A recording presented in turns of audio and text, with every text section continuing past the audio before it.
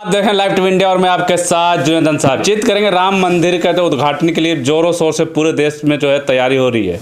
इसी बीच भारतीय जनता पार्टी के एक नेता है, उन्होंने बोल दिया है कि 22 तारीख को जो है मस्जिद भी खाली कर दें, नहीं तो उनको भुगतना पड़ेगा। तो डॉक्टर अवनेश यादव हमारे साथ, इनसे बातचीत करेंगे कि ये इस पर क्या सोचते हैं, ये भी तैयारी कर रहे हैं प्राण प्रतिष्ठा की या नहीं। 22 तारीख को जो मस्जिदों को भी खाली करने का कह दिया गया, चेतावनी दे दी है। गनीमत है मस्जिद खाली करवा रहे हैं, ये नहीं कह रहे कि सारे जो मुसलमान हैं उनको भर भर के पाकिस्तान और बांग्लादेश छोड़ दो। तो इस पे भी हमें बीजेपी का शुक्रिया अदा करना चाहिए। शुक्रिया अदा करना चाहिए, बिल्कुल करना चाहिए कि इतना बड़ा एहसान किया जा रहा है और 10 साल हो गए। किसको आप मूर्ख बना रहे हैं? 10 साल से के लगभग समय हो गया है और हिंदू मुस्लिम के नाम पे जो आप रोटियां सेंक रहे हो, तो क्या आप कर रहे हो, क्या करना चाह रहे हो, समाज को किस दिशा में ले जाना चाह रहे हो? और राम मंदिर की अगर बात की जाए तो राम मंदिर पे ये क्या एक तरीके से बीजेपी अपनी मोनोपोली बना रही है। कोर्ट के द्वारा बना गया वो समिति अलग है, वो ट्रस्ट अलग है, उसमें बीजेपी के नेता खाम में कूद रहे हैं और कूद के जो इसको माहौल जो बनाया जा रहा है वो बिल्कुल चुनावी माहौल बनाने की कोशिश कर रहे हैं। लेकिन इनको एक चीज़ और समझनी चाहिए अच्छे तरीके से कि धर्म का जब जब राजनीति में आपने समावेश किया है तब तब समाज का पतन हुआ है। धर्म को हमेशा राजनीति से अलग रखना चाहिए। और इस बात को जब देश आज़ाद हुआ था तो उस समय सरदार पटेल, सुभाष चंद्र बोस समेत तमाम जो उस समय नेता हुआ करते थे, उन सबका यही विचार था कि हमारे देश में राजनीति को अलग रखा जाए और धर्म को अलग रखा जाए। लेकिन देश का दुर्भाग्य देखिए कि जो 4 शंकराचार्य हैं, जो मेन शंकराचार्य हैं, उन्होंने राम मंदिर का जो प्रतिष्ठा हो रही है, प्राण प्रतिष्ठा, उसमें आने से मना कर दिया। क्योंकि वो ये कह रहे हैं कि जब सब काम मोदी जी करेंगे तो हम वहाँ के ताली पीटने के लिए आएंगे। क्योंकि धर्मगुरुओं का काम होता है जो प्राण प्रतिष्ठा और इस तरह के अनुष्ठान करने का। और इसमें दूसरा जो सबसे बड़ा प्रश्न है जिस पे गोदी मीडिया कभी चर्चा नहीं करेगा कि जो रामलला की मूर्ति हमें मिली थी, ओरिजिनल मूर्ति, वो कहाँ गई? एक डुप्लीकेट मूर्ति बनाने की क्या जरूरत पड़ी? अब आप इस बात पे बोलोगे तो आप देशद्रोही, मैं बोलूँगा इस बात को खुल के तो मुझे कह देंगे भैया तुम देशद्रोही हो। और मोदी जी और बीजेपी के लोग इस समय जो है, जो मुझे ऐसा लग रहा है, जो ओरिजिनल राम की मूर्ति है उसको इन्होंने गायब कर दिया और एक नई मूर्ति बनवा दी। और इसमें बहुत सारी बातें ये देखने की हैं कि आप किसको मूर्ख बना रहे हो। जो ओरिजिनल मूर्ति है वो गायब कर दी गई है और जो मूर्ति नई बन रही है वो कौन बना रहा है? मुसलमानों से आप मूर्ति बना रहे हो। और दूसरी तरफ आपके नेता कह रहे हैं जी मुसलमानों का बहिष्कार करो, मस्जिदों का बहिष्कार करो। ठीक है, जनता को बेवकूफ बनाने की कोशिश क्यों की जा रही है? 22 तारीख को जब इतना बड़ा भव्य होगा तो आगे क्या जा रहा है ना कि सबको ट्रक में भर भर के बांग्लादेश छोड़ दो, बंगाल की खाड़ी में छोड़ दो, हिंद महासागर में छोड़ दो सारे मुसलमानों को। और जो हमारे संविधान की मूल भावना है उसको भी उस दिन बदल दो, देश को हिंदू राष्ट्र घोषित कर दो। और हिंदुओं के अलावा, हिंदू में भी कौन, जो सवर्ण है उनको, शूद्रों को भी बाहर फेंको।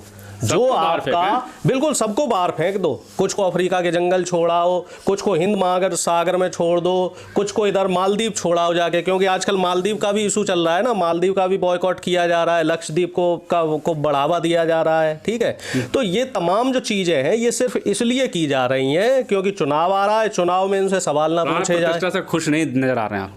भाई एक बात बताइए, हम प्राण प्रतिष्ठा से खुश हैं या दुखी हैं तो इस बात का हम कोई प्रमाण पत्र टांग के घूमें कि साहब प्राण प्रतिष्ठा हो रही है, हमें बड़ा जो है हर्ष और उल्लास हो रहा है।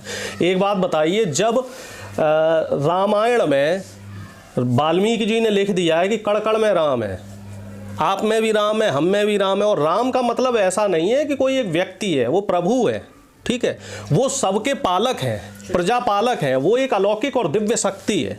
तो जब वो सबके अंदर हैं तो निश्चित तौर पे सबको प्रसन्नता है कि प्रभु श्री राम की जो है प्राण प्रतिष्ठा हो रही है।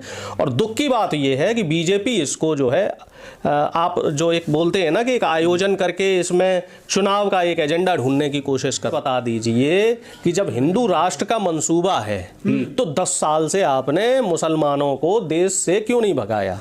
आपको किसने रोक रखा था? तो आप कह दो दिया कि 22 तारीख को मस्जिद खाली कर देंगे तो वो हो जाएगा। हम तो ये कह रहे हैं कि देश खाली करवा दो ना, मोदी जी ऐलान कर दें। जैसे इन्होंने रात को 8 बजे बोल दिया था कि 500 और 1000 के नोट बंद, तो वैसे ही रात को 8 बजे 21 तारीख को या 20 तारीख को प्रकट होके प्रधानमंत्री जी एक बार ये बोल दें कि देश में सिर्फ हिंदू रहेगा, हिंदू के अलावा जो भी है वो देश खाली कर दें। क्लियर बोलो ना, क्लियर स्टैंड लो। जैसे बिट्टू बजरंगी के भाई को आप ये बताइए मुझे, आप क्लियर स्टैंड लीजिए ना। आप इस तरीके से लोगों को की भावनाओं को क्यों भड़काना चाहते हैं? आप ये बताइए मुझे, मध्य प्रदेश के नरोत्तम मिश्रा जी, उनसे हिंदू मुस्लिम करवाते रहे, मध्य प्रदेश में इतना हिंदू मुस्लिम करवाया उनसे, और वो भी नरोत्तम मिश्रा जी भी इतने मूर्ख थे, वो उनके जो है आरएसएस के एजेंडे में फंस गए, और क्या हुआ, चुनाव हार गए। अब घर बैठे हुए तबल मंजनी कर रहे हैं। आप ये बताइए, आप अपने आप को हिंदू मानते नहीं?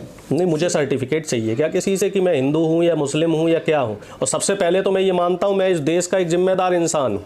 क्या जाति और धर्म देख के आदमी की पहचान की जाती है? भाई इंसानियत की कोई कदर है कि नहीं है? एक समाज को, एक धर्म को जाति में बांट रहे हैं, तो पहले आप नहीं, हम कहाँ बांट रहे हैं? हम तो कह रहे हैं कि इंसानियत सबसे बड़ा धर्म है। बांटने वाले तो बीजेपी के लोग हैं भाई, बांटने वाले तो बीजेपी के लोग हैं। मैं तो उनकी भाषा बता रहा हूँ आपको।